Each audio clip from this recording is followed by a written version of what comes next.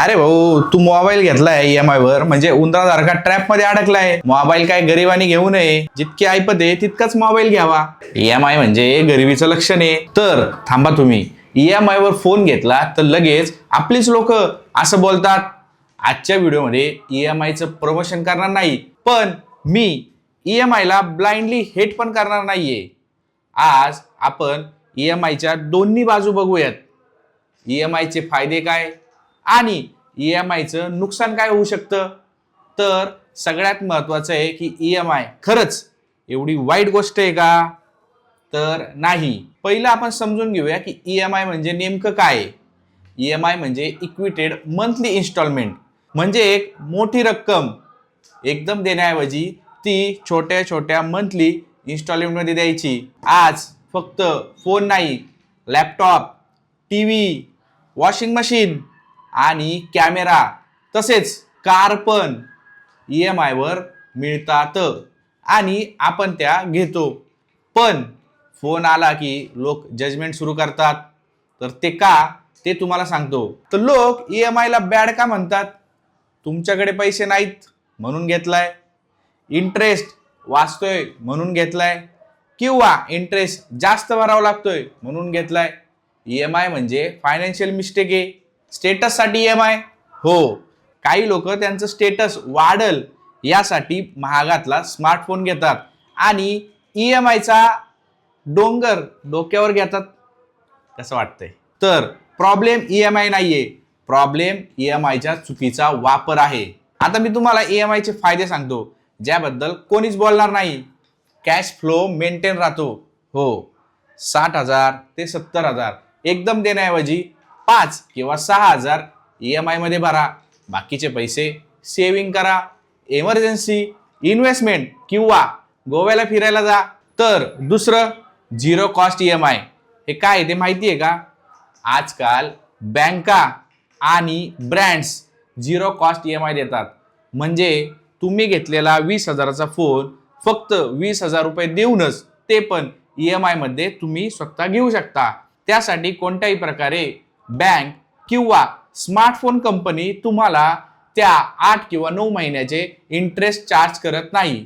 तुम्ही फक्त त्या वस्तूची किंमत देता, जसं की फोन, जसं की फ्रीज, जसं की वॉशिंग मशीन आणि बरंच काही. सगळ्यात महत्वाची गोष्ट, ईएमआय वर तुम्ही तुमचं बजेट फक्त 20,000 असेल तर तुम्ही 40,000चा फोन घेऊ शकता. ज्याने तुम्हाला फायदा काय होईल माहितीये? सांगतो. फायदा हा होईल की तुमच्या हातात एक चांगली वस्तू येईल, 3 ते 4 वर्ष जास्त टिकेल. जर तुम्ही स्वस्त फोन घेतला तर तुमचा ईएमआय क्लिअर होण्याच्या आधीच तो फोन खराब होईल. त्यामुळे तुम्ही ईएमआयचा फायदा घेऊन एक चांगली वस्तू तुमच्या घरात आणू शकता. एक क्वालिटी प्रॉडक्ट तुम्ही आणू शकता.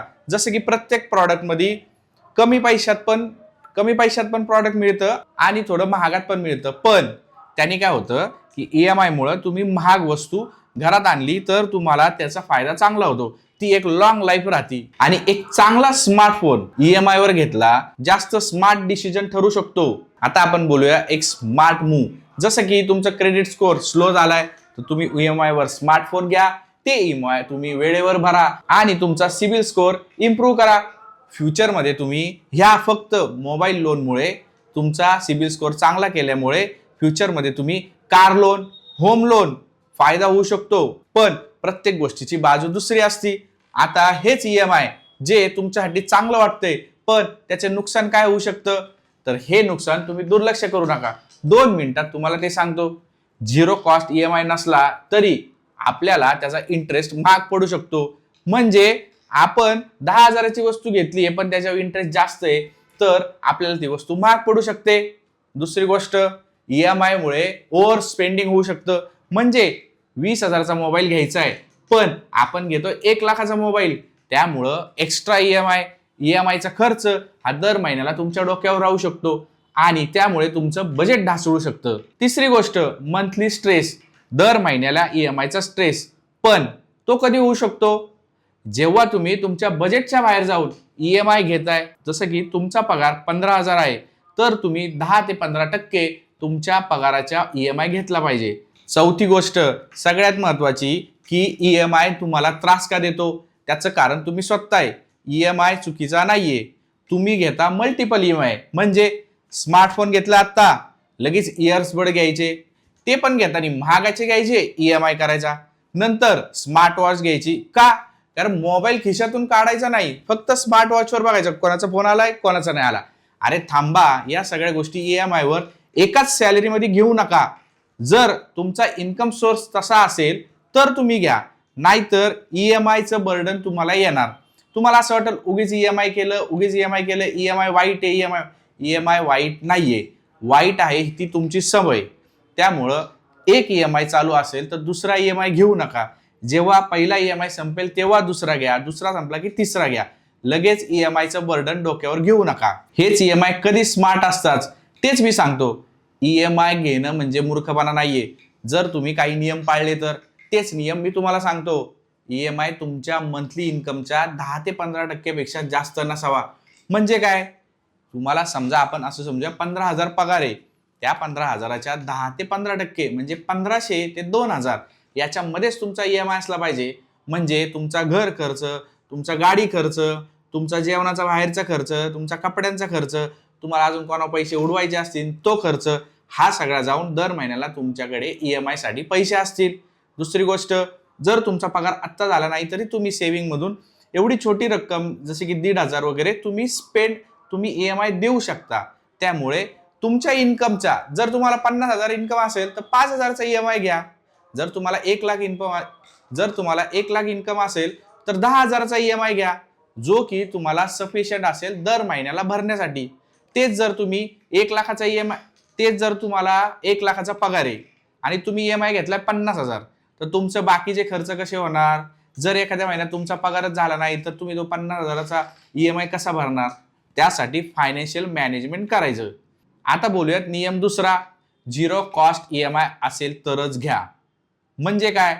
की EMI वर कोणत्याही प्रकारचा इंटरेस्ट नसावा.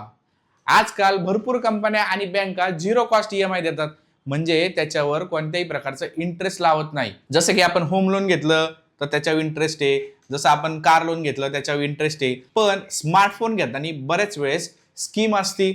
दिवाळी धमाका असतो, परत Amazon सेल असतो, मिशो सेल असतो, अजून बरेच सेल असतात ज्याच्यात तुम्हाला झिरो कॉस्ट EMI भेटते. म्हणजे तुम्ही जर 50,000चा मोबाईल घेतला तर ते 50,000 रुपये द्यायचे, भले त्याला EMI असला तरी तुम्हाला त्याच्यावर इंटरेस्ट लागत नाही. जर त्याच्यावर आपण असं समजलं की 10% इंटरेस्ट म्हणजे तुमचे 5,000 रुपये एक्स्ट्रा जातात.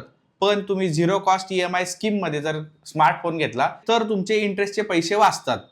तर हा नियम लक्षात ठेवा की ज्या वेळेस झिरो कॉस्ट EMI असेल त्यावेळेस जनरली स्मार्टफोन घ्यायचा विचार करा. आता नियम number 3, EMI period. EMI period म्हणजे काय? की तुम्ही स्मार्टफोन घेताना किंवा दुसरे कोणते अप्लायन्स घेताना, दुसरे कोणते टेक अप्लायन्स घेताना तुम्ही तुमचा EMI जास्त लांबचा नका घेऊ. लांबचा म्हणजे कसं की तुम्ही घेतलाय 2 वर्षासाठी, तुमचा स्मार्टफोन चाललाय 1.5 वर्ष किंवा 2 वर्षांनी तो आउट ऑफ डेट होतो. किंवा असंही होतं की तुम्ही स्मार्टफोन घेतलाय 80,000चा, ठीक आहे, 80,000चा स्मार्टफोन घेतल्यानंतर 1 वर्षांनी तोच सेलमध्ये येतो 40,000ला विकायला. आता तुम्ही घेतलाय 80,000ला, तो आलाय 40,000ला विकायला.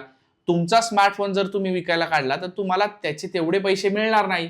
पण तुमचा EMI असेल 2 वर्षासाठी, तो 2 वर्ष चाललाय आणि त्याची प्राइस ऑलरेडी कमी झाली, तर तसं नको. स्मार्टफोनसाठी तुमचा EMI जास्तीत जास्त 6 महिने, 8 महिने किंवा 12 महिने एवढाच असावा. स्मार्टफोन अशी गोष्ट आहे जी खूप महत्वाची आहे. म्हणजे तुमचं सगळं आयुष्य पण अवलंबून आहे. का? तुमचे बँक डिटेल्स आहेत, तुमचं त्याच्यातून फायनान्शियल सगळं होतं, तुम्ही त्याच्यातून पेमेंट पण करता, तुमचे त्याच्यात सोशल मीडिया ऍप्स असतात, सगळं असतात. पण याच गोष्टी यूज करण्यासाठी तुम्ही 20,000चा पण स्मार्टफोन घेऊ शकता आणि तुम्ही 1,00,000चा पण घेऊ शकता. पण जर तुमच्याकडे 20,000चा स्मार्टफोन घेतल्यानंतर उरलेले पैसे तुमच्या इमर्जन्सी फंड साठी असतील तर 20,000चा घ्या. तुमच्याकडे इमर्जन्सी फंडच नाहीये आणि तुम्ही घेता 1,00,000चा स्मार्टफोन, स्टेटस दाखवण्यासाठी तुम्ही असं स्मार्टफोन घेऊन हिंडताय, ठीक आहे. पण तुम्हाला काही प्रॉब्लेम आला, कधी काही स्मार्टफोनचाच प्रॉब्लेम, असं आपण समजू की स्मार्टफोनलाच प्रॉब्लेम आला, त्याचा डिस्प्ले तुटला, त्याचा काय XYZ त्याचा काय प्रॉब्लेम आला, तो पडला, फुटला, तो वॉटर डॅमेज झाला, तर त्याची स्क्रीन बदलण्यासाठी, त्याचा मदरबोर्ड बदलण्यासाठी तुमच्याकडे पैसेच नाहीयेत ना. तो स्मार्टफोन वॉरंटीमध्ये असून पण तुम्ही डॅमेज पीस किंवा तुमचा वॉटर डॅमेज याला तुम्हाला कव्हरच मिळत नाहीये, आणि नंतर तो स्टेटससाठी घेतलेला फोन नीट करण्यासाठी तुमच्याकडे पैसेच नाहीये, तर त्याचा उपयोग काय? त्यासाठी सगळ्यात महत्वाचं, स्टेटससाठी स्मार्टफोन घेऊ नका. स्मार्टफोन घ्या इमर्जन्सीसाठी, तुमच्या यूजसाठी. आता हे सगळं तुम्हाला पाळता येत असेल तर EMI सगळ्यात चांगले. पण जर हे नियम तुम्हाला पाळता येत नसतील तर EMI सगळ्यात खराब ट्रॅप आहे. आता हाच EMI स्टुपिड कधी ठरतो, म्हणजे हा EMIचा निर्णय घेणं मूर्खपणाचं कधी ठरतं? फक्त तुम्ही आयफोन घेतलाय EMI वर, आणि तो पण लोकांना दाखवण्यासाठी, आणि तुमचं काय चाललंय, तुमची सॅलरी अनस्टेबल आहे, तुमचा बिझनेस चालतोय तो अनस्टेबल चालतोय, कधी बिझनेस होतोय कधी बिझनेस होत नाहीये, तुमची सॅलरी आहे ती कधी होतीये कधी नाही होत, तुम्ही परमनंट नाहीये, तुमचा जॉब परमनंट नाहीये, तुम्ही ह्या महिन्यात पण तुम्हाला काढू शकतात, पेमेंटचा दिवस कन्फर्म नाहीये, कारण तुम्हाला EMI तर 2 तारखेला द्यावाच लागतो, पण तुमची सॅलरी कधी होती 5 तारखेला कधी 10 तारखेला, ते कारण फक्त तुम्ही परमनंट नसल्यामुळं. पण हे जर असेल तर तुम्ही EMI वर स्टेटससाठी किंवा फक्त आयफोन हातात आहे हे दाखवण्यासाठी, मी किती भारी आहे हे दाखवण्यासाठी स्मार्टफोन घेऊ नका. हे तुमचं सगळ्यात स्टुपिडिटी ठरू शकते. म्हणजे दुसरी गोष्ट, EMI घेताना लोक मूर्ख का असतात? आधीच 4-5 EMI चालू आहेत, म्हणजे आधीच तुम्ही स्मार्टफोन घेतलाय, ठीक आहे, किंवा आधीच घरी टीव्ही घेतलाय, आधीच घरी XYZ काही गोष्ट घेतलेली असेल, आधीच गाडीचा EMI चालू आहे, तरी अजून तुम्ही एक EMI घेताय. काय कारण आहे या गोष्टीला? गाडीचा 4,000चा हप्ता चालू आहे, तरी परत मोबाईल घ्यायचा आहे, परत तुम्हाला अजून स्मार्ट वॉच घ्यायचं आहे, परत तुम्हाला घरात टीव्ही घ्यायचा आहे. असं करू नका.